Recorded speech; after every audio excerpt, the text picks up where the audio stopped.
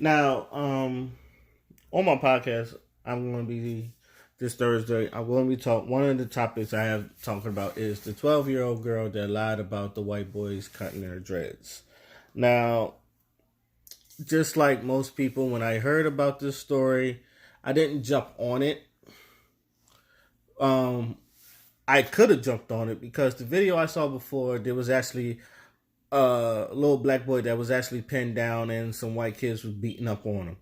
All right. And like that could have jumped. I like because of watching that, I could have jumped on the little girl getting her dress cut because I saw something before and on it, which just will be entitled to my, um, was it resolution to the girl.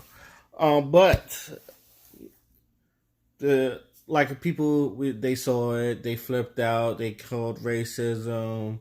Why isn't it? And this is in Virginia. I'm in Maryland, but this is basically Fairfax. This kind of like close to where I stay at, so you could tell this is in the DMV area, which is going to be another point. Um, how can I say? Let's start. Let's start with this. The little girl supposedly, well, actually she didn't, but she told everybody when her grandmama was like doing her hair, she realized, some dreads were shorter than the others. She was like, "Baby, what happened?" And she made this story about three white kids jumping her and cutting her hair, calling her ugly, and all the other stuff.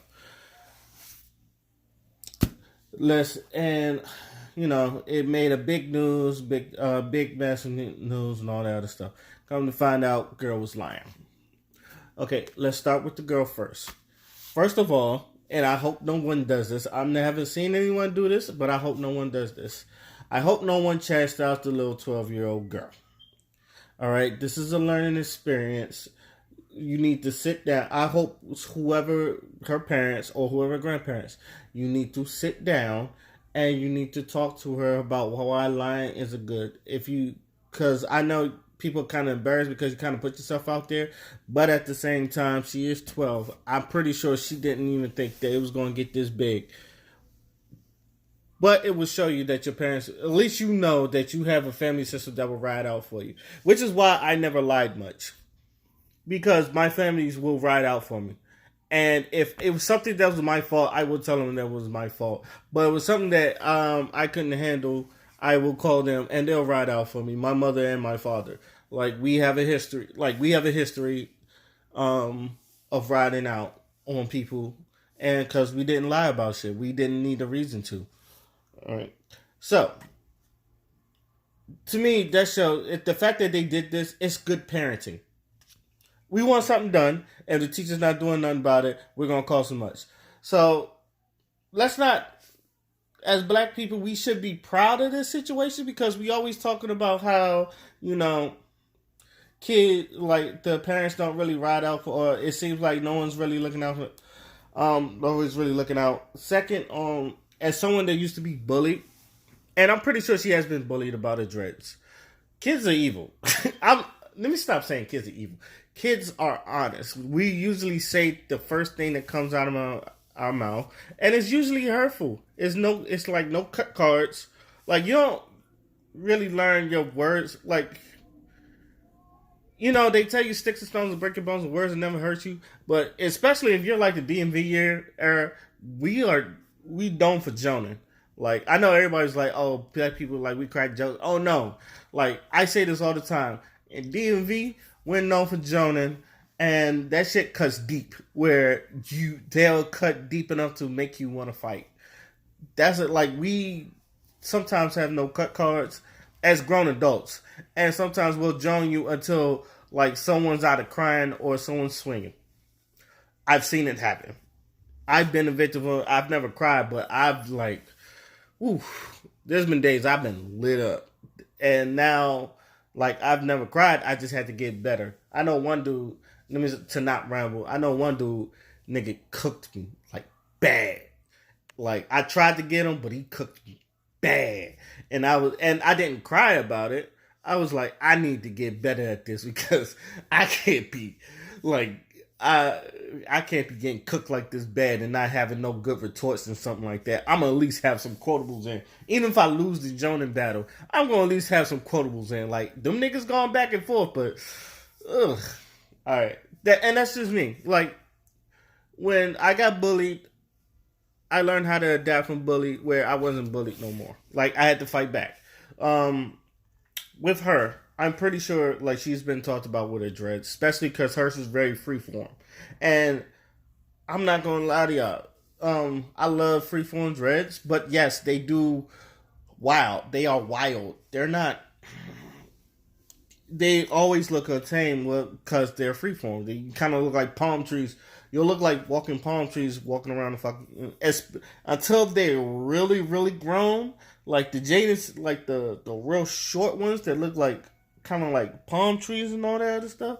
Yeah, that stuff, that's your rough stage. And she is going through that rough stage still. Now, I know her dress is like to her back, but they're still kind of rough.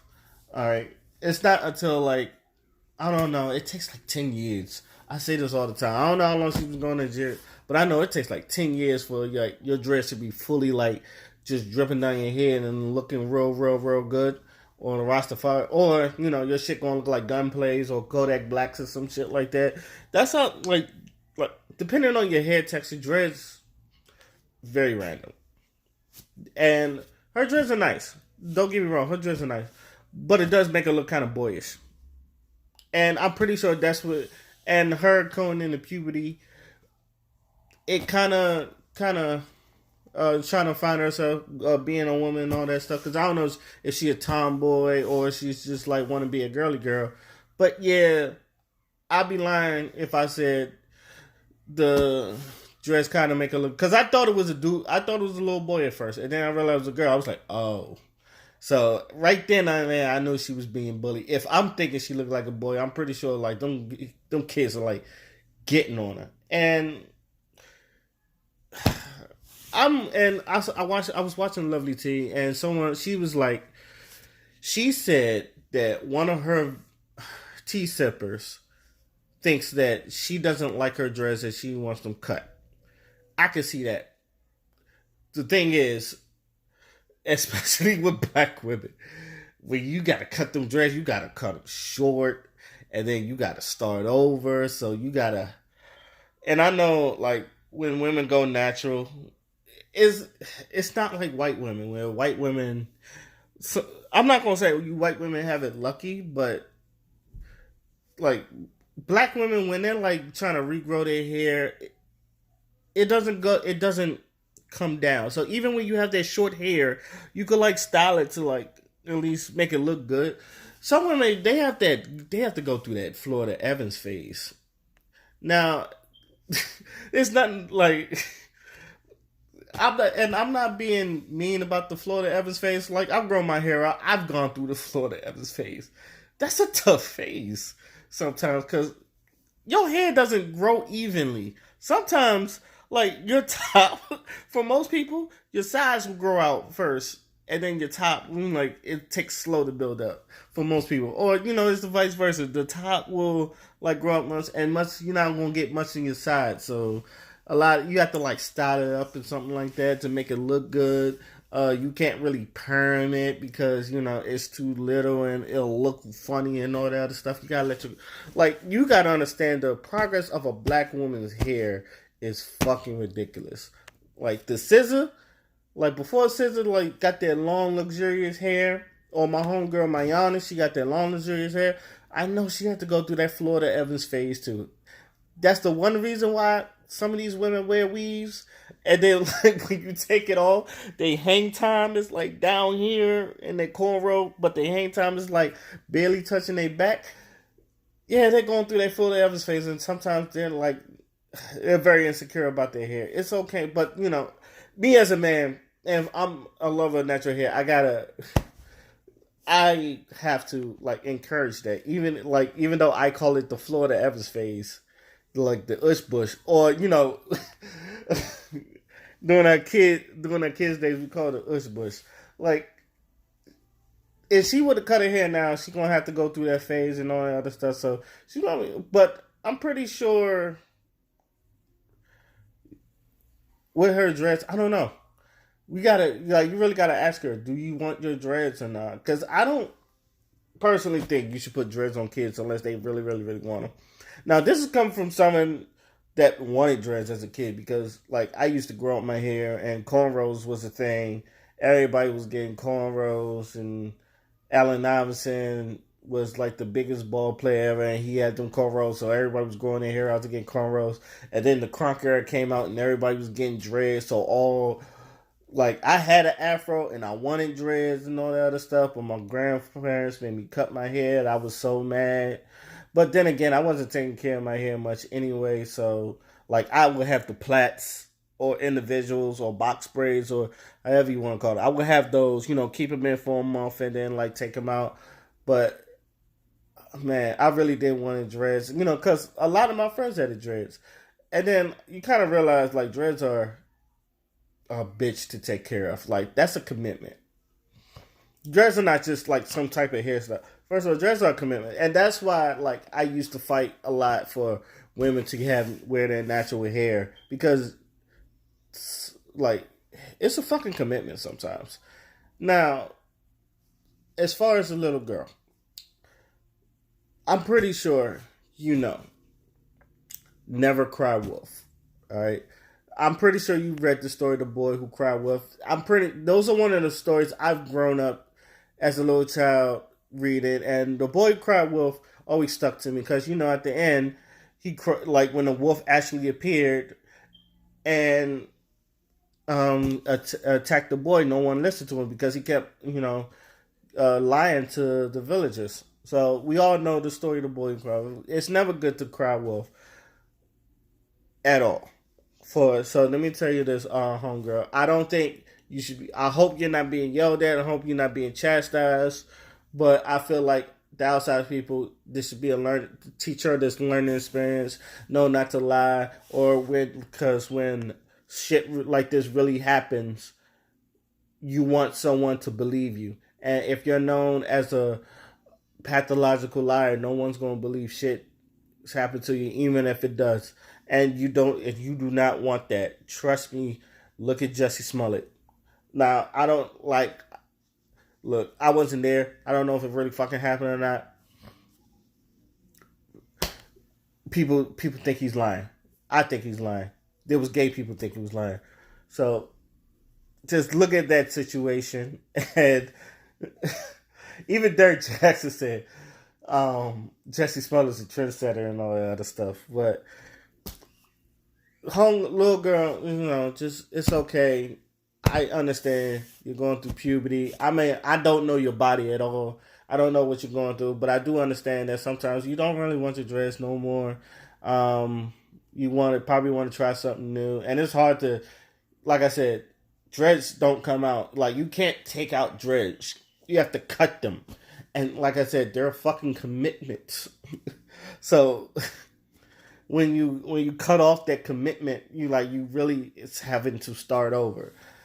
Thank God I'm born a male, by the way, because I can have the dreads, cut them off, and I could still be me. Like I feel like women, when they cut your hair off, you're reinventing yourself. Like it's a whole reinvention of yourself, unless you're Rastafarian, that's part of your religion. But yeah, women, they take hair really seriously. Like it's a commitment, it's a new life change. It's like most of the time it's like cutting off your past life. That's why most people save their dreads, and you gotta understand this. I'm pretty sure I rambled the fuck about this more than in conclusion, little mama, just don't do it again, because there's gonna be a time where people might do stuff to you, and people gonna look back at this as like, what are you like, and not believe you. People are going to look back on this and not believe you, and you do not want that, especially when something really happens to you. You want people to have your back. I'm pretty sure your folks is going to have your back, but the people outside your family, they're going to be looking at you skeptical. I don't know, you done lied before. What makes you think she's going to be lying again? That's why you don't cry wolf. Let me know what y'all think. I hope no one's really hard on a girl. I'm not hard on a girl. I just think that it's just a lesson that needs to be taught. And I hope she learned a lesson. Don't cry wolf. Let me know what y'all. I probably have more topics to talk about, especially Amber Geiger. I definitely have some topics to talk about Amber Geiger.